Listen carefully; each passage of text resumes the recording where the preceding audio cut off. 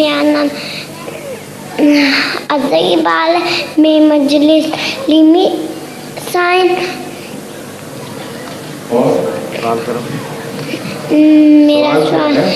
मेरा सवाल ये है, हम रोज़ा क्यों रखते हैं? क्या? वो बता चुका हूँ पहले ही, तुम तो रखते ही नहीं, यूँ ही सवाल कर दिया। अबे मैं तुम्हें जवाब भी दूंगा तो फ़ायदा क्या?